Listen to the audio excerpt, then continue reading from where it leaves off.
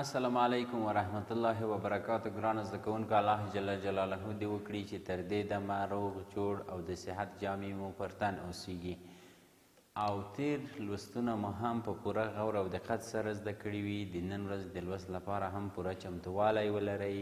د تیر لوستونو کورنۍ دندې مو هم په خپلو کتابچو کې اجرا کړي وي او نن هم له ځان سره کتابچه او قلم ولرئ. د نن ورځې لوست مو هم مطالعه کړی اوسیږي تر څو تاسې د لوست سره آشنا شوي وئ. ګرانو زده کوونکو، راځو په تیر لوست باندې یوه لنډه کتنه کوو.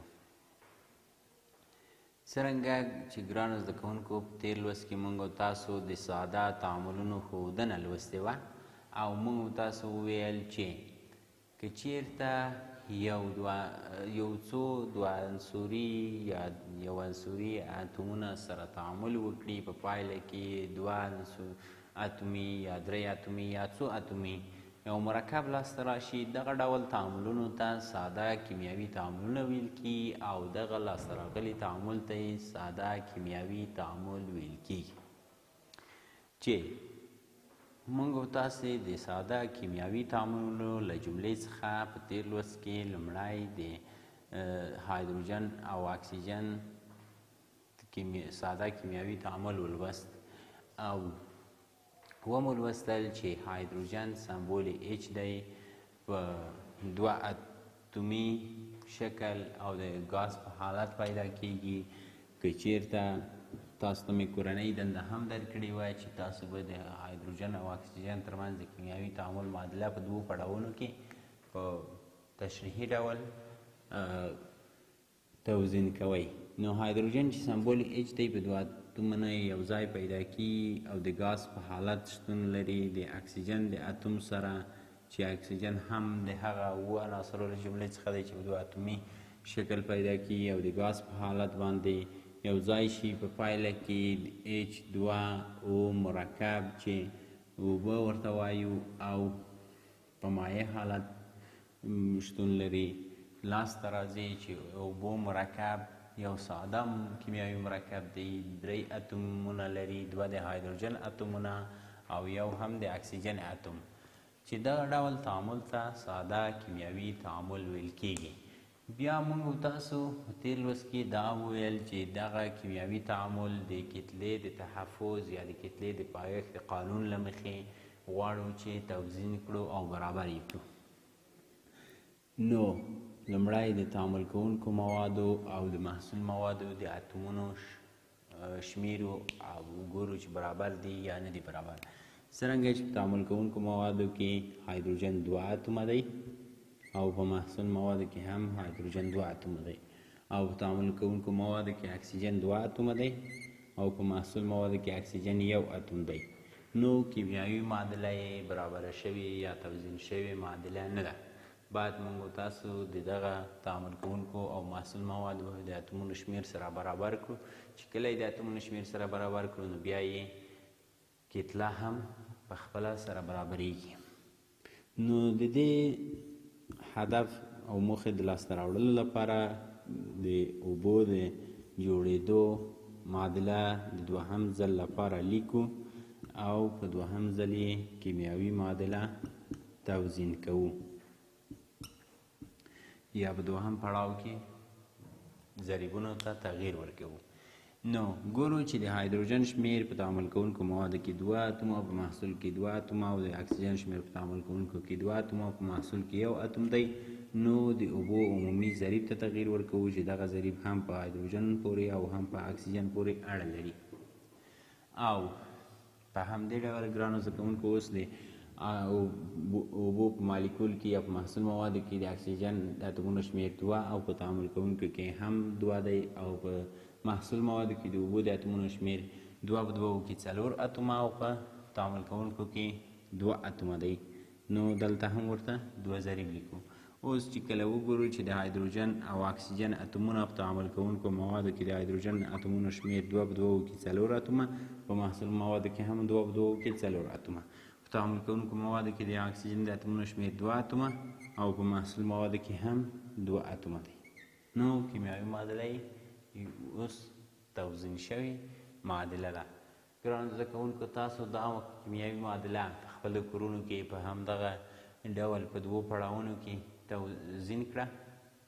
آفرین، ډېر ښه ګرانو زده کوونکو چې توزین مو کړه. نو راځو د نن ورځې په لوست باندې پیل کوو. بسم الله الرحمن الرحیم. د نن ورځې لوست مو د اووم ټولګي د کیمیا مضمون دریم څپرکي موضوع ده، دوهم د کاربن او اکسیجن تعامل. ګرانو زده کوونکو زموږ موخې په دې لوست کې دا دي چې تاسو ګران زده کوونکي د دې لوست تر پای پورې وکولی شئ چې د کاربن او اکسیجن تعامل وپېژنئ، چې کاربن او اکسیجن تعامل څه ډول تعامل دی او څه ته وایي، او همدارنګه د کاربن او اکسیجن تعامل زده کړئ. یعنې په راتلونکو کې تاسو وکولی شئ چې د کاربن او اکسیجن ترمنځ هم په تعامل سرته ورسولی شئ او همدارنګه تعامل یې اجرا کړئ. د لوست پاڼه 52 او لوست مو 34 ده. ګرانو زده کوونکو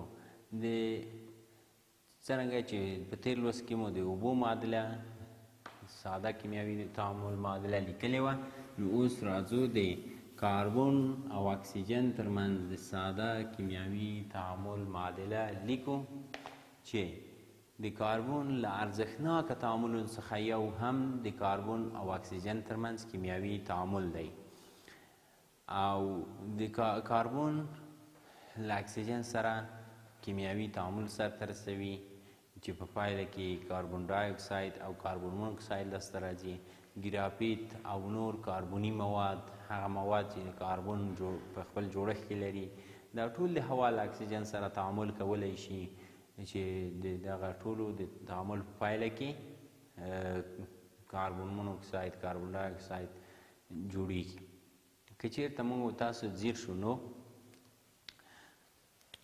کاربن چې سمبول یې سی دی په جامد حالت پیدا کیږي او د هوا له اکسیجن سره تعامل کوي چې د هوا اکسیجن سمبول او دی، دوه اتومي شکل او د ګاز په حالت پیدا کیږي.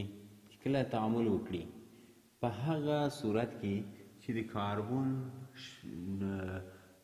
مقدار یا اندازه زیاته وي او د اکسیجن مقدار یا اندازه کمه وي، نو کاربن مونو اکساید ګاز لاسته راځي. کاربن مونو اکساید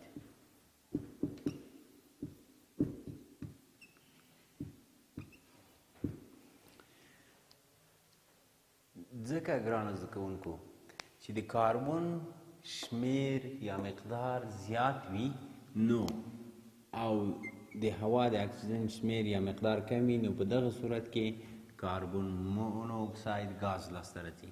د معادلې د توزین لپاره دلته لومړی موږ او تاسو ګورو چې کاربن شمیر په تعامل کوونکو موادو کې یو اتوم دی، په محصول موادو کې هم یو اتوم دی. د اکسیجن شمیر په تعامل کوونکو موادو کې 2 اتومه، په محصول موادو کې یو اتوم دی. نو عمومي ضریب ورته په 2 باندې بدلوو چې د کاربن شمیر هم 2 اتومه او د اکسیجن شمیر هم 2 اتومه. نو په تعامل کوونکو موادو کې هم د کاربن عمومي ضریب په 2 بدلوو. ګرانو زده کوونکو تاسو لیدلی دي چې کله د صندلۍ لاندې موږ او تاسو د ډبرو سکاره او یا لرګي وسوځوو، نو د صندلۍ په داخل کې هوا په لږ مقدار یا په لږ اندازه شتون لري، یعنی د هوا د اکسیجن اندازه کمه او د کاربن اندازه ډیره وي، چې په دغه حالت کې کاربن مونوکساید ګاز جوړیږي. او کاربن مونوکساید ګاز زهري ګاز ده چې د انسان په بدن باندې ناوړه تاثیرات لري او په پایله کې انسان ګنګس کیږي، حتی د انسان د مرګ سبب هم ګرځي. نو باید موږ تاسو د صندلۍ څخه د ګټې اخیستنې په وخت کې ښه متوجه اوسیږو تر څو د صندلۍ لاندې نه سوځېدلي سکاره پاتې نه وي. همدارنګه ګرانو زده کوونکو په هغه حالت کې چې کاربن هم په زیات مقدار شتون ولري او په څنګ کې ورسره اکسیجن ګاز هم په زیات مقدار شتون ولري، نو په دې حالت کې د کاربن او اکسیجن د تعامل په پایله کې کاربن ډای اکساید ګاز جوړیږي. کاربن ډای اکساید.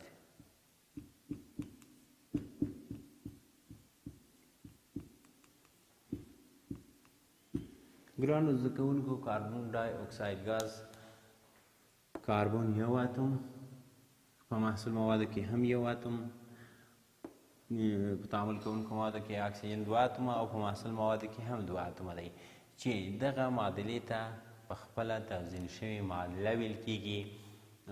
کله چې کاربن هم په زیاته اندازه شتون ولري او په څنګ کې ورسره د هوا اکسیجن هم په زیاته اندازه شتون ولري، نو په دې صورت کې کاربن ډای اکساید ګاز جوړیږي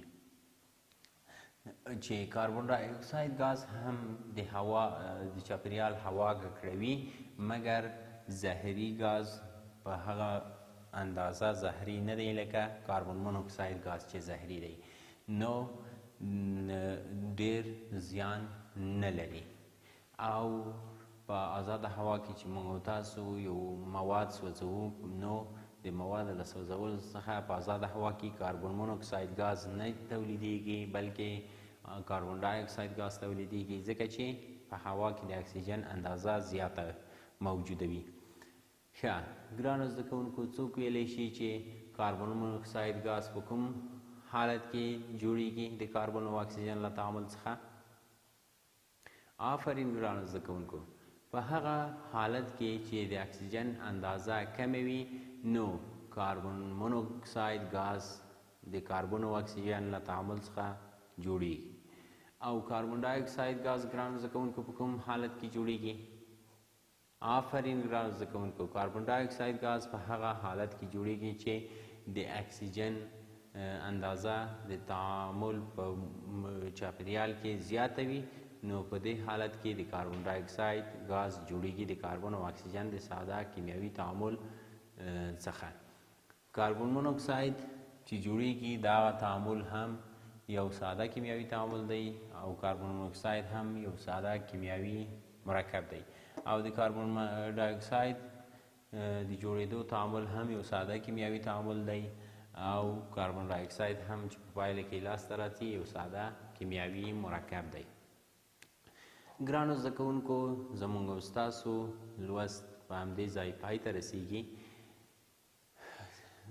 خو تاسو باید په خپلو کورونو کې د نن ورځې لوست په پوره غور او دقت سره مطالعه کړئ، او د نن ورځې په لوست کې ستاسو کورنۍ دنده همدا ده چې تاسو د کاربن مونوکساید او کاربن ډای اکساید د جوړېدو معادلې ولیکئ او توزین به یې کړئ، او د کاربن مونوکساید د جوړېدو لامل او د کاربن ډای اکساید د جوړېدو لامل به هم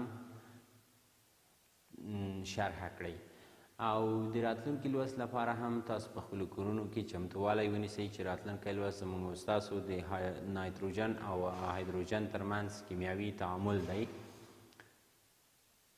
په دې هیله یم چې تاسو د نن ورځې لوست هم په پوره غور او دقت سره زده کړی وي او د راتلونکي لوست لپاره هم چمتووالی ونیسئ.